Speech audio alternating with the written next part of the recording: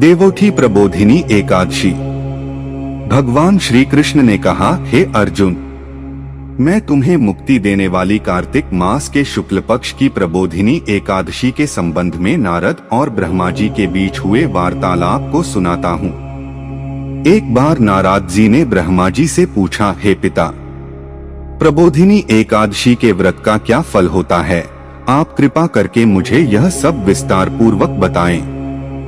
ब्रह्मा जी बोले, हे पुत्र, जिस वस्तु का त्रिलोक में मिलना दुष्कर है, वह वस्तु भी कार्तिक मास के शुक्ल पक्ष की प्रबोधिनी एकादशी के व्रत से मिल जाती है। इस व्रत के प्रभाव से पूर्व जन्म के किए हुए अनेक बुरे कर्म क्षण भर में नष्ट हो जाते हैं। हे पुत्र, जो मनुष्य श्रद्धा पूर्वक इस दिन थोड़ा भी पुण्य करते हैं, उनका वह पुण्य पर्वत के समान अटल हो जाता है। उनके पितृ विष्णु लोक में जाते हैं। ब्रह्महत्या आदि महान पाप भी प्रबोधिनी एकादशी के दिन रात्रि को जागरण करने से नष्ट हो जाते हैं। हे नारद, मनुष्य को भगवान की प्रसन्नता के लिए कार्तिक मास की इस एकादशी का व्रत अवश्य करना चाहिए। जो मनुष्य इस एकादशी व्रत को करता है, वह धनवान, योगी, तपस्वी तथा इंद्रियों को जीतने वाला होता है, क्योंकि एकादशी भगवान विष्णु को अत्यंत प्रिय है।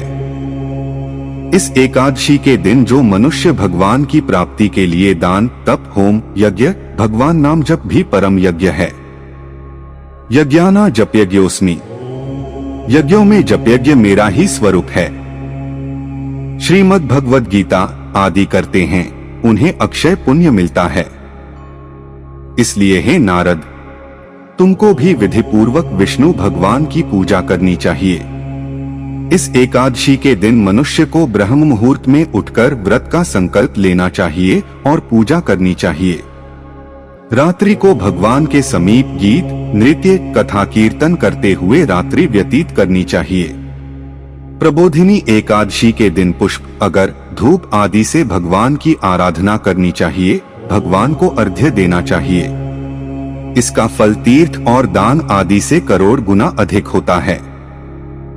जो गुलाब के पुष्प से, बकुल और अशोक के फूलों से, सफेद और लाल कनेर के फूलों से, दूर्वादल से, शमीपत्र से, चंपक पुष्प से भगवान विष्णु की पूजा करते हैं, वे आवागमन के चक्र से छूट जाते हैं। इस प्रकार रात्रि में भगवान की पूजा करके प्रातः काल स्नान के पश्चात भगवान की प्रार्थना करते हुए गुरु की पूजा करनी चाहिए और सदाचारी व पवित्र ब्राह्मणों को दक्षिणा देकर अपने व्रत को छोड़ना चाहिए। जो मनुष्य चातुर्मास्य व्रत में किसी वस्तु को त्याग देते हैं, उन्हें इस दिन से पुनः ग्रहण करनी चाहिए। जो मनुष्य प्रबोधिनी एकादशी के दिन विधि पूर्वक व्रत करते हैं, उन्हें अनंत सुख मिलता है और अंत में स्वर्ग को जाते हैं।